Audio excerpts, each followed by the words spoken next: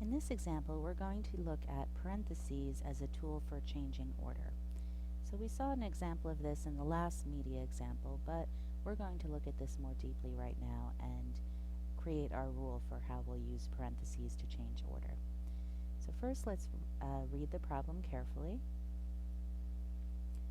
Howard bought a $25 comic book and a $35 belt buckle.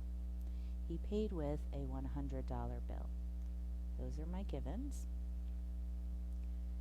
How much change will Howard receive? So this is my goal.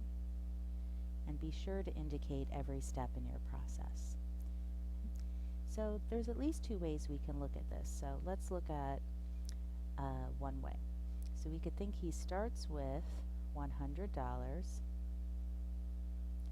and you need to subtract off both the cost of the comic book, which will give us $75, and then we'll take that result and subtract off the cost of the belt buckle.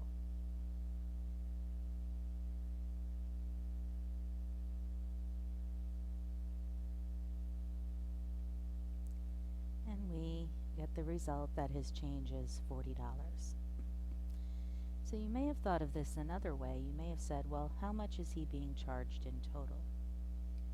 So we could think, okay, let's find the sum of the cost of the comic book and the belt buckle, which is $60.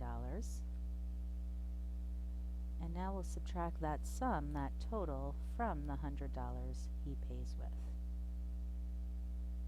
So 100 minus 60, and we still get $40.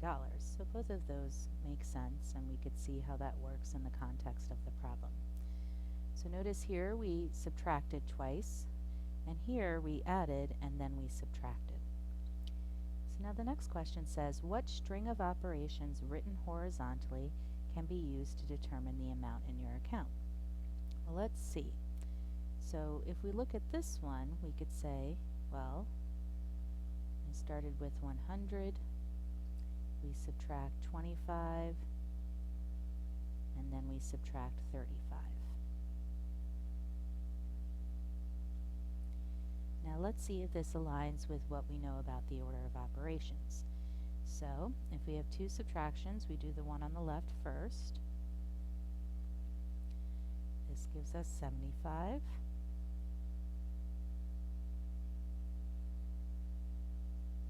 And now we'll do the remaining subtraction. And we have the result of 40. So this string of operations written horizontally is correct. Now let's see what we do here. Well, here we started by adding the 25 and 35. And let's look at what we did next. So we had the 25 and 35, which is 60, and then we subtracted the 60 from 100. So maybe we should write the 100 out front, and then we want to subtract this sum. So looking at this order of operations, or this expression, notice how here we have minus 25 and minus 35. Here we have minus 25 and plus 35. So we don't want to add $35 to his amount, or how much less he pays. He'd actually end up with more money than he started with. We want to subtract this total, 25 plus 35. So our way of doing this mathematically is to put in parentheses. And the parentheses tell us, well, I am going to add these two numbers before I subtract the result from 100. So let's look at our rule.